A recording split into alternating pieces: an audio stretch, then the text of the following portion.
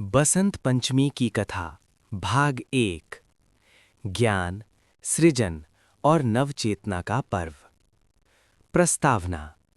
जब धरती मुस्कुराती है, शीत ऋतु की कठोरता धीरे धीरे ढलने लगती है, कोहरे की चादर हटने लगती है, पेड़ों की सूखी डालियों में फिर से हरियाली की हलचल दिखाई देती है। पीले सरसों के फूल मानो धरती के मुख पर मुस्कान बिखेर देते हैं। यही वो समय होता है जब बसंत ऋतु अपने सौम्य चरणों से संसार में प्रवेश करती है, और इसी ऋतु के स्वागत में मनाया जाता है बसंत पंचमी। बसंत पंचमी केवल एक पर्व नहीं, ये ज्ञान का जागरण, सृजन की शुरुआत और जीवन में नई ऊर्जा के संचार का प्रतीक है। अध्याय 1। जब सृष्टि मौन थी। पौराणिक मान्यता के अनुसार एक समय ऐसा था जब ये सृष्टि तो थी, लेकिन इसमें स्वर नहीं था। न नदी कलकल करती थी, न पवन सरसराता था, न पक्षी चहचहाते थे। मनुष्य बोल तो सकता था, पर उसके शब्दों में भाव नहीं था। ज्ञान था, पर बोध नहीं था। देवता चिंतित थे। ब्रह्मा जी स्वयं सोच में पड़ गए कि मैंने सृष्टि की रचना तो कर दी, पर इसे आत्मा कैसे दूं? तब सभी देवगण एकत्र हुए और मां सरस्वती का आह्वान किया। अध्याय 2। मां सरस्वती का प्राकट्य। वीणा की मधुर ध्वनि के साथ श्वेत वस्त्र धारण किए कमल पर विराजमान मां सरस्वती प्रकट हुईं। उनके कर कमलों में वीणा संगीत, पुस्तक ज्ञान, माला ध्यान, कमंडल संयम। ब्रह्मा जी ने विनम्रता से कहा, हे मां, सृष्टि को स्वर दीजिए, मनुष्य को ज्ञान दीजिए और जीवन को अर्थ दीजिए। मां सरस्वती ने वीणा के तार छेड़े। जैसे ही प्रथम स्वर गूंजा, नदियां बहने लगीं, पवन गाने लगा, पक्षी बोल उठे, मनुष्य के शब्दों में भावना आ गई। और उसी दिन था माघ शुक्ल पंचमी, जिसे आज हम बसंत पंचमी के नाम से जानते हैं। अध्याय 3। बसंत और पीला रंग।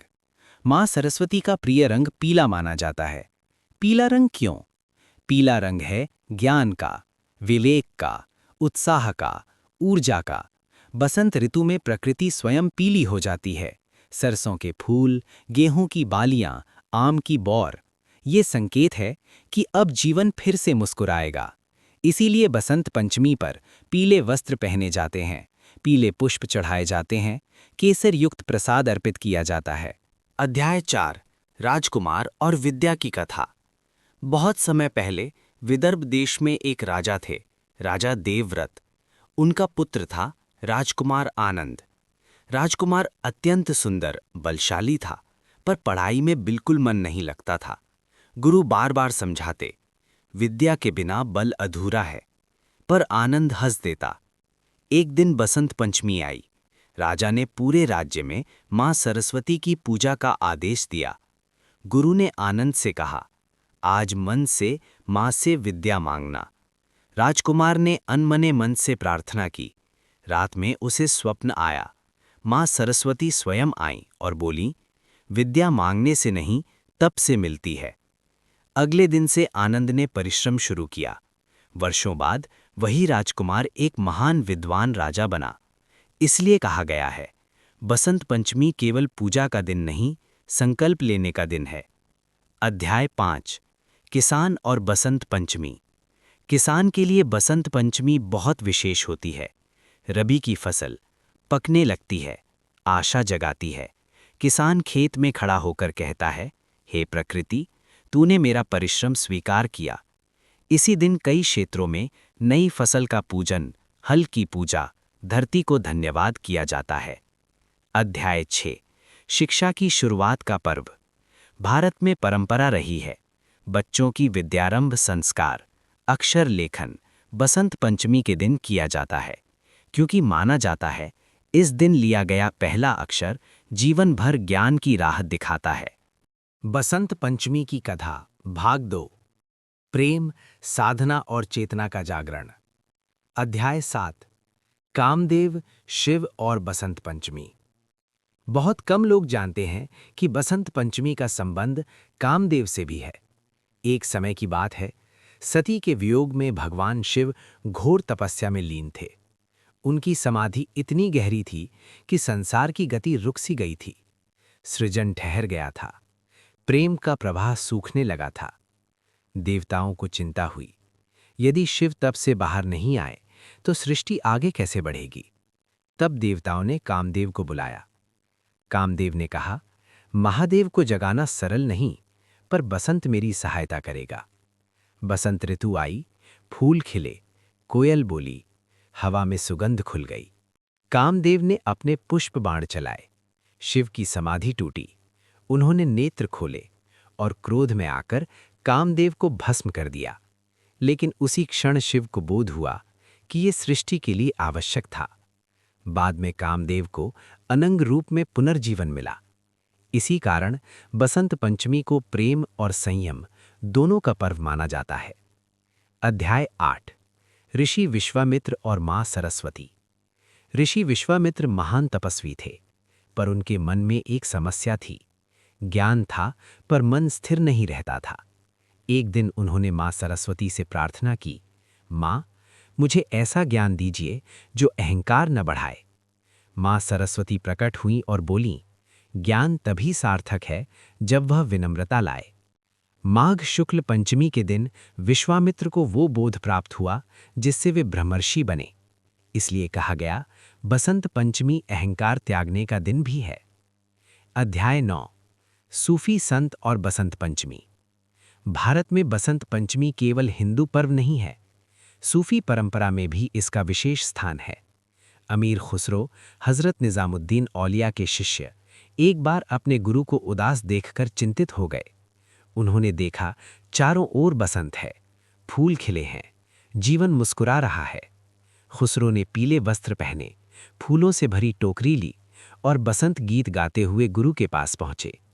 गुरु के चेहरे पर मुस्कान लौट आई। तब से दरगाहों में बसंत पंचमी मनाई जाने लगी। ये बताता है, ज्ञान और प्रेम किसी धर्म की सीमा में नहीं बंधते। अध्याय 10। गांव की सरल कथा। एक छोटा सा गांव था, पीपलपुर। गांव में एक वृद्ध शिक्षक रहते थे, गुरुजी। हर साल बसंत पंचमी के दिन वे बच्चों को बाहर मैदान में बिठाते। एक बच्चा बोला, गुरुजी, आज स्कूल में पढ़ाई क्यों? गुरुजी मुस्कुराए, क्योंकि आज पढ़ाई पूजा है। उन्होंने बच्चों से कहा, आज जो सीखोगे वह केवल नौकरी नहीं, चरित्र बनाएगा। उस दिन गांव के कई बच्चे जीवन में आगे बढ़े। अध्याय 11। बसंत पंचमी और नारी शक्ति। मां सरस्वती शक्ति हैं, ज्ञान है, सृजन है। बसंत पंचमी नारी के सम्मान का पर्व भी है। जिस समाज में नारी शिक्षित होती है, वहां संस्कृति जीवित रहती है। इसीलिए पुराने समय में कन्याओं को इस दिन विशेष रूप से पढ़ाया जाता था। उन्हें पीले वस्त्र पहनाए जाते थे। अध्याय 12। आधुनिक जीवन में बसंत पंचमी।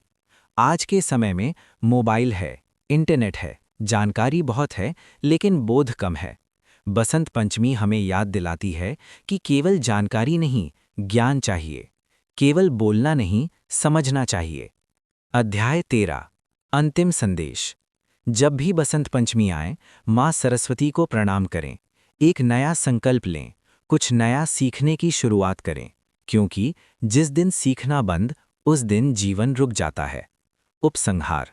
बसंत पंचमी ऋतु का पर्व नहीं, चेतना का उत्सव है। ये दिन कहता है कि अंधकार कितना भी गहरा हो, ज्ञान की एक किरण सब बदल सकती है। बसंत पंचमी की कथा विस्तारित भाग 3। ज्ञान, प्रकृति और मनुष्य के भीतर का बसंत। अध्याय 14। बसंत केवल ऋतु नहीं, मन की अवस्था। शास्त्र कहते हैं, बसंत बाहर नहीं, अंदर उतरता है। जब मन से निराशा हटती है, भय ढलता है, आलस्य टूटता है, तभी असली बसंत आता है। बसंत पंचमी उसी आंतरिक परिवर्तन का संकेत है। जैसे सर्दी के बाद धरती फिर उपजाऊ होती है, वैसे ही कठिन समय के बाद मन सीखने योग्य होता है। इसलिए ऋषियों ने कहा कि बसंत पंचमी को जो ज्ञान ग्रहण करता है, वह शीघ्र फल देता है। अध्याय 15 माँ सरस्वती और साधक की कथा। किसी वन में एक गरीब साधक रहता था। उसके पास न धन था, न आश्रय, न शिष्य, पर उसकी एक ही इच्छा थी, मुझे सच्चा ज्ञान चाहिए। हर बसंत पंचमी वो नदी किनारे बैठकर माँ सरस्वती का ध्यान करता। वर्षों बीत गए। एक दिन गांव के कुछ लोग आए और बोले, तुम्हारी साधना का फल क्या है? साधक मुस्कुराया, अब मुझे किसी को हराने की इच्छा नहीं, यही मेरा ज्ञान है। कहते हैं उसी क्षण माँ सरस्वती ने उसे आशीर्वाद दिया। इस कथा से शिक्षा मिलती है, बसंत पंचमी अहंकार को गलाने का पर्व है। अध्याय 16 है विद्यार्थी जीवन में बसंत पंचमी का प्रभाव। पुराने गुरुकुलों में बसंत पंचमी के दिन नए शिष्य का प्रवेश, कठिन विषयों की शुरुआत, वेद पाठ का आरंभ किया जाता था। क्यों? क्योंकि मौसम अनुकूल होता है, मन चंचल नहीं रहता, स्मरण शक्ति तीव्र होती है। आज भी यदि छात्र इस दिन पढ़ाई का संकल्प लें, मोबाइल से दूरी रखें, माँ सरस्वती को याद करें, तो उसका गहरा असर पड़ता है। अध्याय 17 है एक माँ, एक बच्चा और बसंत पंचमी। एक निर्धन विधवा थी। उसका बेटा पढ़ाई में कमजोर था। बसंत पंचमी के दिन उसने बेटे के हाथ में पहली बार किताब रखी और बोली, बेटा, आज से तेरी तकदीर बदलेगी। उसके पास पीले वस्त्र नहीं, भोग नहीं, बस आंसू थे और विश्वास। वर्षों बाद वही बेटा शिक्षक बना। कहते हैं सच्ची श्रद्धा सबसे बड़ा यज्ञ है। अध्याय 18 बसंत पंचमी और कलाकार। कवि, लेखक, गायक, चित्रकार सभी के लिए बसंत पंचमी विशेष है, क्योंकि रचनात्मकता का जन्म इसी चेतना से होता है। कई महान कवियों ने कहा, हमारी पहली कविता बसंत पंचमी के आसपास ही आई। ये दिन बताता है हर मनुष्य के भीतर एक कलाकार छिपा है। अध्याय 19 बसंत पंचमी और जीवन का पुनर्जन्म। जिस प्रकार पेड़ पत्ते गिराकर फिर नए पत्ते लाते हैं, वैसे ही मनुष्य को भी पुराने दुख, पुरानी हार, पुराने डर छोड़ने होते हैं। बसंत पंचमी कहती है, जो बीत गया उसे ज्ञान बना लो, बोझ मत बनाओ। अध्याय 20 अंतिम गूढ़ संदेश। माँ सरस्वती का सबसे बड़ा वरदान क्या है? न नौकरी, न पद, न प्रसिद्धि, बल्कि सही और गलत में अंतर करने की बुद्धि। अगर बसंत पंचमी पर आपके भीतर थोड़ा धैर्य बढ़े, थोड़ा अहंकार घटे, सीखने की भूख जागे, तो समझिए पर्व सफल हुआ। महाउपसंहार। बसंत पंचमी हमें सिखाती है, जैसे खेत खाली नहीं, वैसे मन भी कभी खाली नहीं होता। जैसे पुस्तक मौन होती है, पर ज्ञान बोलता है। जैसे बसंत हर साल आता है, वैसे अवसर भी बार बार आते हैं। जरूरत है पहचानने की।